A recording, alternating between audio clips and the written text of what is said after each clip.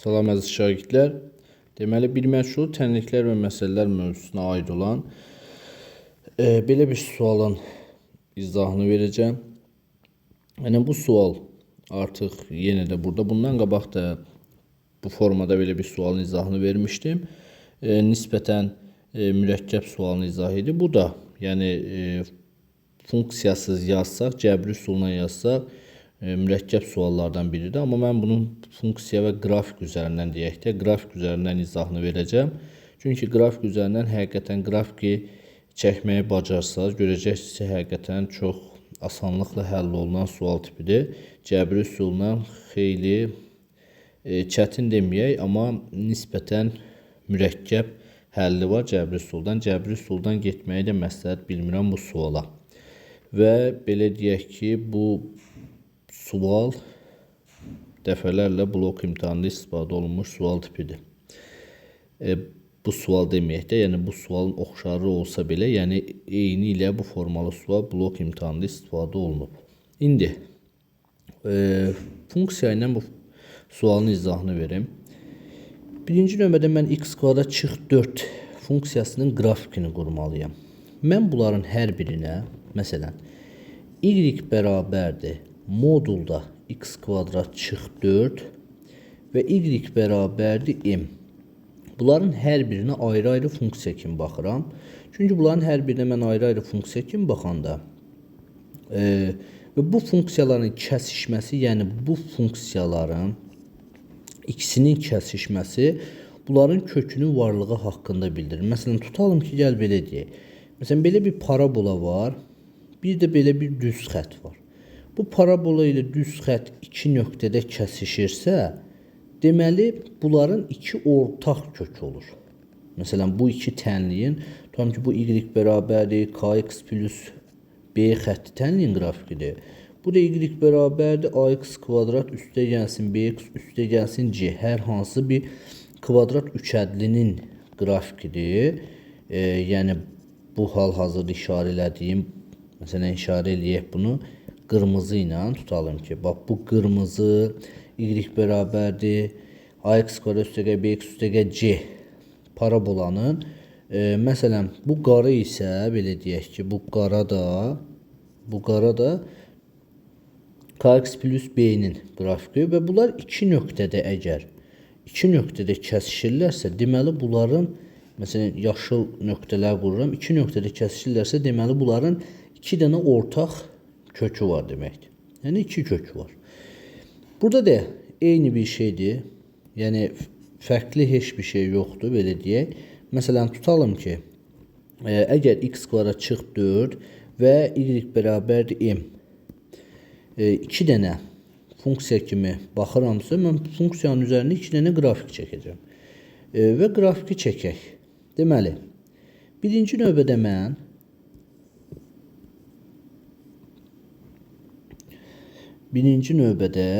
belə deyək ki,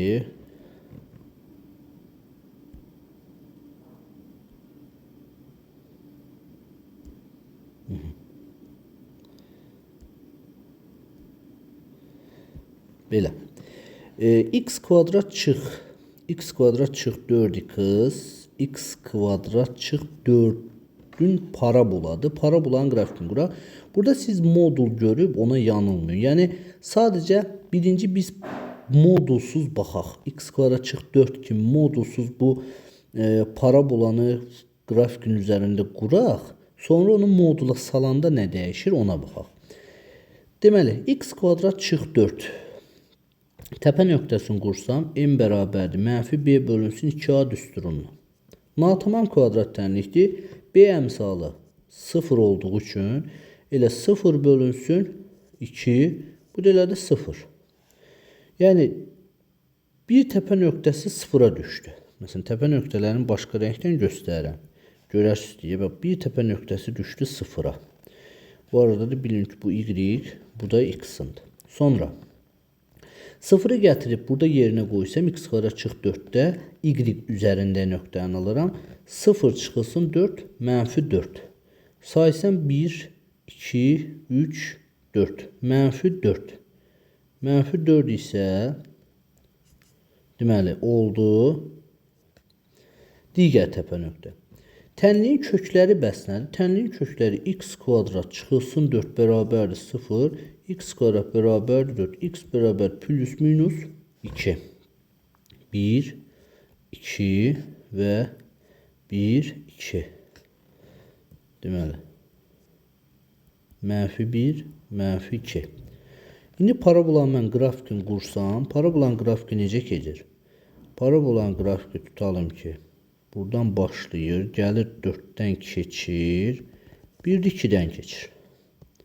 Düzdürmü?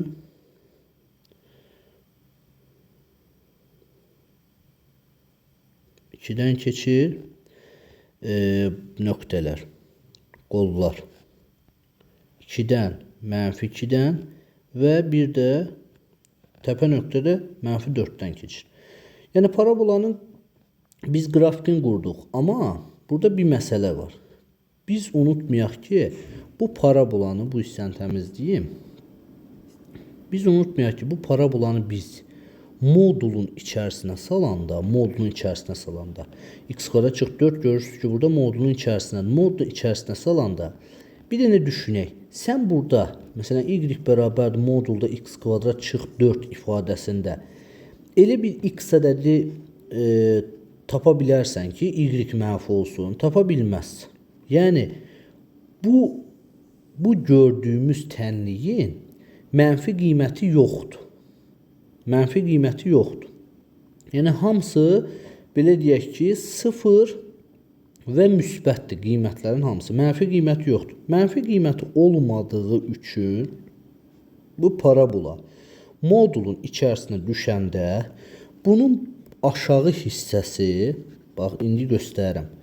Bu hissəsi simmetrik olaraq 1, 2, 3, 4 simmetrik olaraq qalxır yuxarı. Simmetrik olaraq qalxır yuxarı. Artıq parabolamız bu hissəsi göstərim ki, hal-hazırda parabolanı çəkəcəm mən indi. Parabolamız bu formada olur. Yəni aşağı hissə tam itir. Çünki aşağı hissə olmur. Aşağı hissə necə ola bilər ki, moduldadır. Modulda y-in aşağısı nədir? Mənfi. Mənfi olduğu üçün aşağı hissə olmur. Yəni parabolanın qrafiki olur belə. Parabolanın qrafikini gördünüz ki, bu formada oldu. Deməli. Aha. İndi isə əsas hissəyə keçək. Əsas hissə nədir burada? Burada əsas məsələ ikinci funksiyaya baxaq. Y bərabərdir m funksiyası. Y bərabərdir m funksiyası x oxuna, məsələn, x oxuna paralel olan düz xətt. Məsələn, m olmasın, tutalım ki, burada y bərabərdir 5 olsun. Y bərabərdir 5 haradır? Məsələn, 5-dən keçən bir dənə düz xətt. Və yaxud da ki, y bərabərdir -3. -3 haradır? -3-dən keçən düz xətt. Yəni, -3 idi də bura. -3-dən keçən düz xətt. Yəni, bunları, bu sadəcə düz xətt, x oxuna paralel olan düz xətt. İndi, burada məsələ var ki, y bərabərdir m. Düz xətti hansı düz xətti oldu? Bax, bu qara düz xətt. Y bərabər m düz xəttdir. Bu qara düz xəttdir. Y bərabərdir m düz xəttdir. İndi burada biz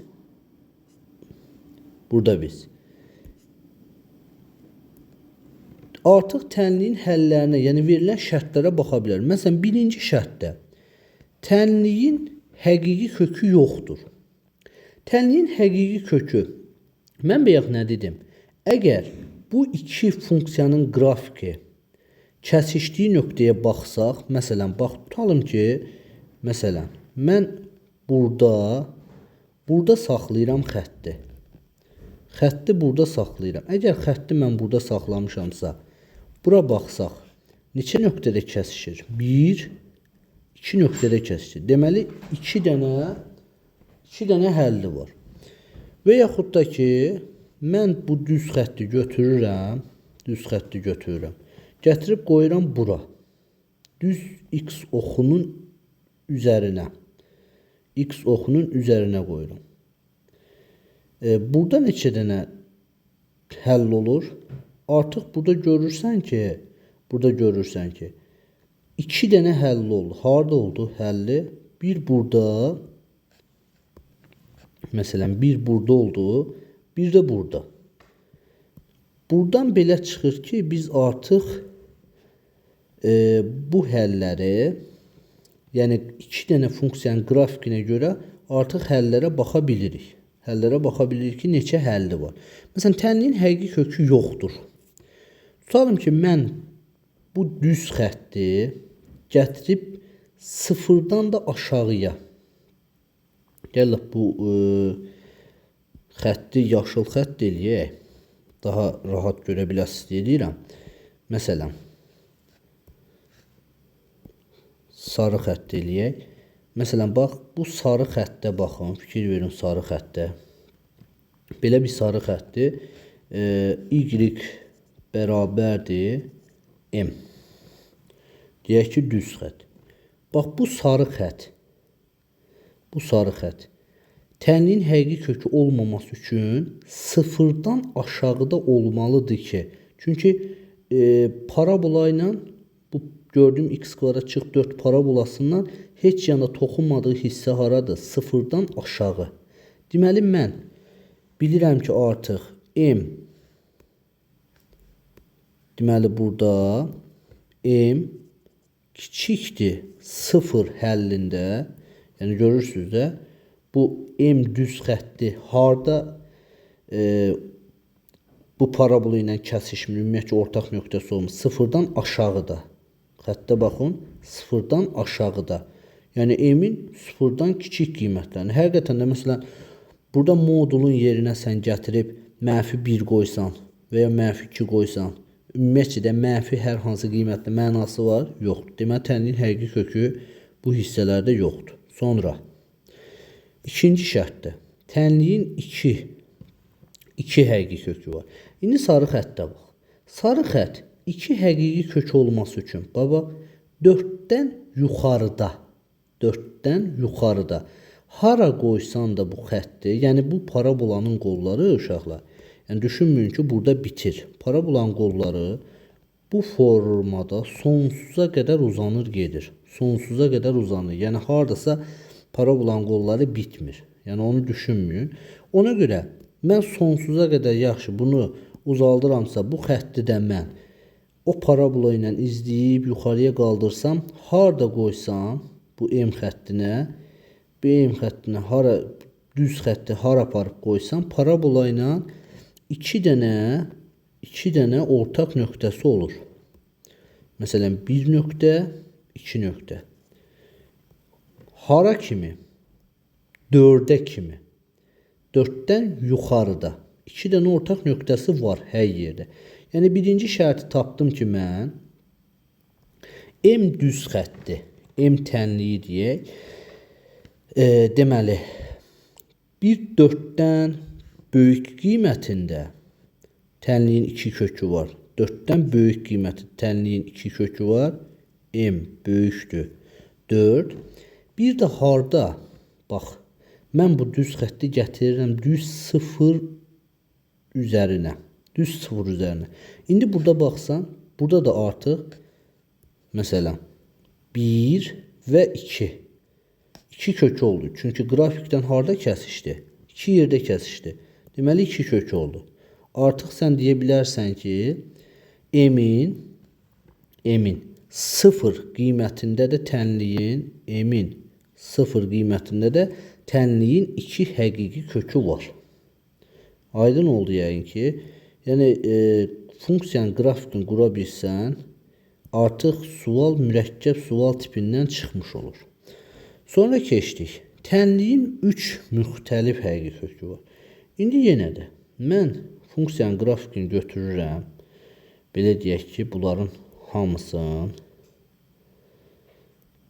Məsələn 3 kökün olması üçün 3 dənə nöqtəyə gətirib qoyuram. Düz 4 nöqtəsinin üzərinə qururam. İndi baxın.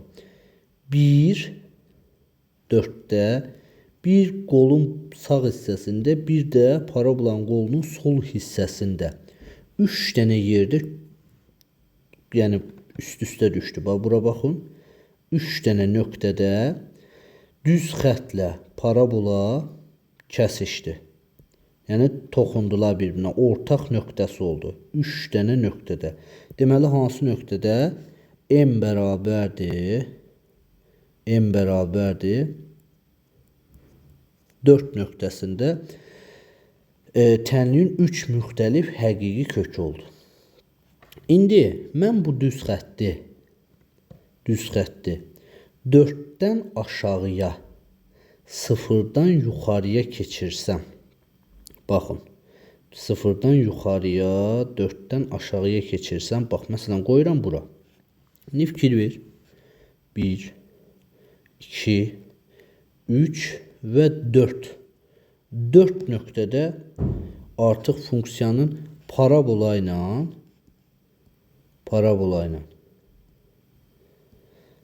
ortaq nöqtəsi oldu düz xəttin. Bura baxın. 4 dənə nöqtədə. Burada da fərqi yoxdur. 0-dan yuxarıda istənilən yerdə, yəni 4 dənə artıq bizim parabola ilə düz xəttin ortaq nöqtəsi olur. Deməli, mən hansı əlli yazmalıyam? M böyükdür 0-dan, kiçikdir 4-dən. Yəni bir dənə parabolanı, bir dənə funksiyanı çəkəndə artıq hər şeyi görmək olur ki, buradan rahatçılıqla, yəni bütün həlli, misalın bütün həllərin vermək olur. Bir dənə qrafiki çəkə bilsəz, düzgün çəkə bilsək. Bayaqlarım bu əlavə olaraq da proqramda açmışam. İndi proqramda o funksiyanın qrafikini göstərəcəm. Yəni özünüz də baxın, şahid olun ki, həqiqətən funksiyanın qrafiki də yəni düzgün çəkmişik. Məsələn, yazıram, tutalım ki, y bərabərdir. Deməli, modulda x kvadrat çıxılsın 4. Baxın, həqiqətən də parabolanı çəkdiyimiz parabola. Bu nöqtə hansı nöqtədir? 0, 4, -2, 2 və 2. Səbəb nədir? Baxın. Səbəb burada olan modulu. Bu modulun qrafiki deyil, qarışdırmayın. Parabolanın grafikidir. Sadəcə modula salanda o y-in aşağı hissəsi, mənfi hissəsi yoxa çıxır. Bax, buradakı mənfi hissədir axı. Bu mənfi hissə simmetrik olaraq qalxır yuxarı. Məsələn, mən buradan durub modulu silsəm, tutalım ki, buradan modul hissəsini silirəm. Modul hissəsini silən kimi baxın, parabola düşdü aşağıya. Amma mən bunu modula salan kimi simmetrik qalxır. Bax, silirəm, düşdü aşağıya. Modul yazan kimi simmetrik olaraq qalxır yuxarıya. Yəni onu bilmək lazımdır. Əlavə olaraq da tutalım ki, yazıram y bərabərdir, məsələn, bax 4. Y bərabər 4 nöqtəsinə baxın burada. Y bərabər 4 nöqtəsi, tutalım ki, 4 almışıq da biz burada. Y bərabər 4-dür. İndi bax, nə tapdıq? M bərabər 4-də məsələn, Y bərabər 4 nöqtəsində 1, 2, 3 dənə kök oldu. İndi böyüdürəm, məsələn. 4-dən böyük həll. Bura baxın. Digər parabola ilə düz xəttin 2 dənə ortaq kökü var. 2 dənə. Məsələn, bir burada, bir burada. Parabola ilə, qrafikdən yox ha. Yəni, parabola ilə düz xəttin qrafiki. İndi aşağıya sarıram, gətirirəm 0-a. Tam 0-a gətirəndə bura baxın, tam 0-da artıq yenə də parabola ilə düz xəttin 2 dənə kök olur. Həqiqətənliyin həqiqi kökü m-in 4-dən böyük, bax 4-dən böyük. Məsələn 4 üzərində olanda nətər idi? 4 üzərində olanda tam. Burada baxın 4 düz idi, düz üzərində idi. Tutalım ki, silək, yazaq 4 tam üzərində. Məsələn, silib yazsam, tutalım ki 6 artıq yuxarıya qalxır. Və yaxud da silib yazsam 0, yenə də 2 dənə nöqtə oldu. Yəni tənliyin 2 həqiqi kökü var. Tənliyin həqiqi kökü yoxdur. Yoxdur hansı hissədir? Yoxdur. Tutam ki -3. Bura bax. Burada parabola ilə gördüyümüz kimi parabola ilə kəsişdiyi hissə yoxdur. Yoxdursa, kəsişdiyi hissə yoxdursa, deməli o hissədə tənliyin kökü də yoxdur. Bəs harda tənliyin 4 həqiqi kökü var? Məsələn, tənliyin 4 həqiqi kökü tutalım ki 4 qoyaq. Məsələn, deməli y bərabərdir 4. İndi bura bax. Burada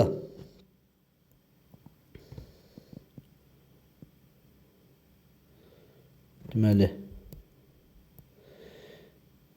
4 kök olması üçün bax 0-dan böyüdən kimi 4 dənə hissədə bir-birindən 1, məsələn 2, 3, 4.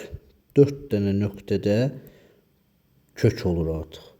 Aydın oldu. 4 nöqtədə kök oldu. 1, 2, 3 və 4 nöqtədə artıq köklər olmuş oldu. Belə. Yəni qrafik üsulu həqiqətən mükəmməl üsuldur. Yəni bilmək lazımdır qrafik üsulun ki, qrafik üsulu sizə həqiqətən bu cür misallarda həm vaxta qənaət, həm də riyaziyyatın belə deyək ki, daha yaxşı öyrənməyə və riyaziyyatın gözəlliklərin funksiya və qrafiklər mövzusu həqiqətən öyrədir. Sağ olun uşaqlar. Dinlədiyiniz üçün təşəkkür edirəm.